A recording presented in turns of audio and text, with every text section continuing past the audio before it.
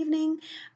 Before we begin talking about the concepts of higher education and internationalization of higher education, I would love to begin and just talk through the definition of internationalization in reference to higher education.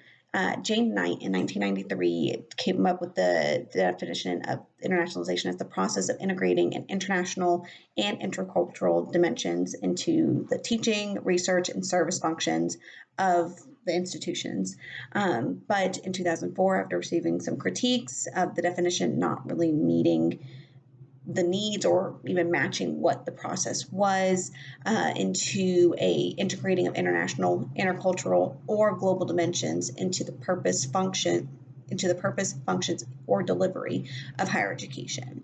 So just to kind of break this definition down as described in our reading, process indicates the continued growth or development of the internationalization process, hence process, and the international describes the relationship established between the countries. And then intercultural will describe the diversity of the students, their scholars, and their experiences. And then with that, the global aspect of this definition refers to the globalization of scholars and the services exchanged between the countries and their impact on their economy. Internationalization has grown and will continue to grow in an educational scope and in the number of students, the number of international institutions, and the collaborative efforts between countries. But there's also a concern of internationalization being more of a political gain than focusing on educational growth and development and that social mobility of students and faculty. With higher education, with access to education, and how political groups or the process of increased international education, there's a sense of power in a political lens. So how laws, policies, curricular design, allocated resources, and funding impact the process of internationalization and the access students have to education beyond their borders. Secondly, I would like to talk about the history of internationalization. And the part of chapter 2 that I really think showed or demonstrated the shift was prior to World War II, academic cooperation was more focused on scholars rather than the students, so more growth and development of faculty and research. It was driven by political reasons to show that there was peace and mutual understanding between the countries engaging in academia and internationalization of their higher education institutions. But post-World War II, international education began to expand, especially in the United States, due to their ability to invest in that process, as other countries were healing from the war. So the U.S. was able to send graduate students, and faculty to foreign countries while also receiving the same groups from other international institutions. So that still supports the internationalization of higher education, but grows and develops the individual experience while also focusing on research overseas. Another aspect that I would love to talk on is the concept of student mobility and access to higher education. So there was an increased enrollment of access to higher education institutions, which supports the development of students not only academically, but personally, professionally, and this in theory supported the involvement of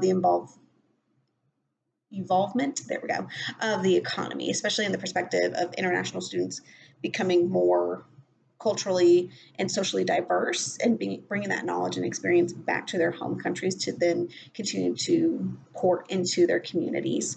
But access was a result of a political change in policy and the priority of that country to expand beyond their borders. There was also a change of how education is shared or provided, and especially that was seen during COVID-19, where technology was a major component of continuing education in even a different setting. But but once again, with benefits, there's always challenges. So there's limitations on the communities that support the institutions. So whether that's funding or resources, but there's also sometimes the access of international mobility. It can be a limitation. An example that I may be misunderstanding, but something that I wanted to touch on or at least bring up was that there was a different expectation based on your sex when it came to internationalization of higher education or the social mobility of students. And that was women in academia were seen to need more protection or surveillance. Instead, with men, it would be that they are growing and developing that educational knowledge development. But then there was also a trend that was identified of marginalized students leaving those programs or leaving programs in general in higher education. But once again, that access and the continued access and resource for groups to be successful. And then my final thing was just talking about those challenges,